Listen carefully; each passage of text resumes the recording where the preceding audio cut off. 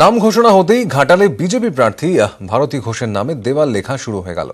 দোলের দিন রাতে এ রাজ্যের 28 জন বিজেপি প্রার্থীর নাম ঘোষণা করা হয়, তার মধ্যে ভারতী ঘোষের নামও ঘোষণা করা হয়। তারপরই ঘাটালে তার নামে দেওয়াল লেখা শুরু করে দিয়েছে বিজেপি কর্মীরা। ঘাটালে ভারতী ঘোষের বিরুদ্ধে রয়েছেন তৃণমূল কংগ্রেসের দীপক অধিকারী দেবের নামেও চলছে দেওয়াল লিখন ঘাটালের বিভিন্ন জায়গায়।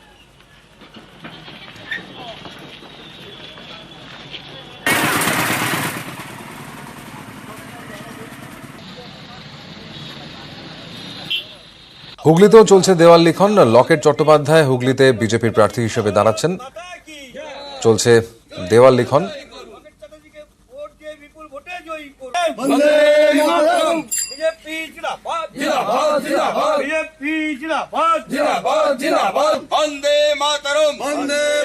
হুগলি লোকসভা কেন্দ্রে লকেট চ্যাটার্জিকে বিজেপি পদ্মফুল চিহ্নে ভোট দিয়ে বিপুল ভোটে জয়ী করুন।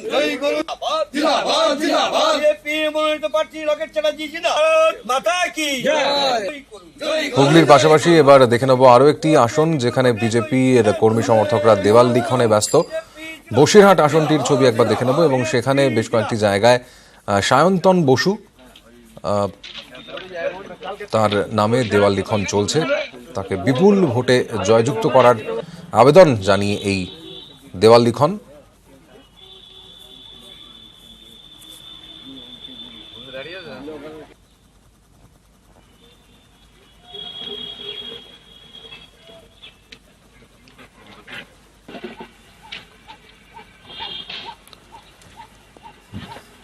দেওয়াল লিখনের পাশাপাশি একই সঙ্গে কিন্তু জনসংযোগ এবং প্রচারও চলল। আজ শ্রীরামপুরের ছবি দেখতে পাচ্ছেন বাম প্রার্থী তীর্থঙ্কর রায়, সিপিএম এর তীর্থঙ্কর রায়।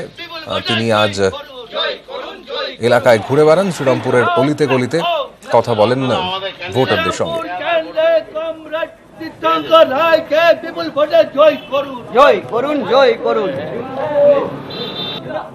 জেলার থেকে এবার কলকাতার দিকে নজর রাখতে হচ্ছে আমাদের। কলকাতা দক্ষিণের প্রার্থী চন্দ্রকুমার বোস, বিজেপির চন্দ্রকুমার বোসকে দেখা যাচ্ছে। তিনি আজ সকালবেলায় প্রচারে বেরিয়ে পড়েন। এলাকার ডাকাত কালীবাড়িতে পুজো দেন তিনি এবং সেই পুজো দিয়ে শুরু করেন আজ তার প্রচারের প্রথম দিন। প্রার্থীপদ হিসেবে নাম ঘোষণার পরদিনই সকাল সকাল বেরিয়ে পড়লেন প্রচারে দক্ষিণ কলকাতার বিজেপির পদপ্রার্থী চন্দ্র বোস। সকাল সকাল প্রচারে বেরিয়ে পড়েছেন, সাধারণ মানুষের সঙ্গে সাক্ষাৎ করছেন।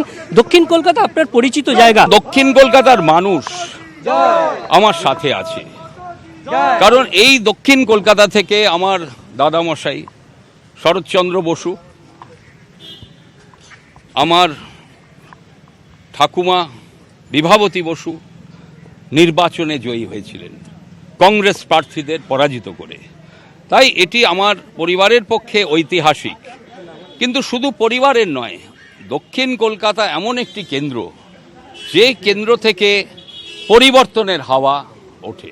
মুখ্যমন্ত্রী যেখানে ভোটার, সেই কেন্দ্রে যেখানে রাজ্য জুড়ে 42-42 ডাক দিচ্ছেন তৃণমূল দলনেত্রী, তার নিজের ভোট কেন্দ্রে আপনি দাঁড়িয়েছেন। কতটা প্রতিদ্বন্দ্বিতা, কতটা চাপ অনুভব করছেন?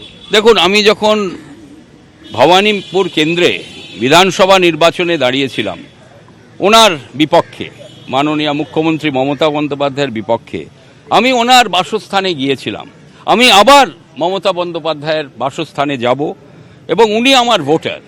আমাকে ভোট দেবার জন্য আমি ওনাকে আহ্বান করব, কারণ উনি যদি সত্যি পশ্চিম বাংলার প্রগতি চান, পশ্চিম বাংলার উন্নতি চান, তাহলে উনিও চন্দ্রকুমার বসুকেই সমর্থন করবেন।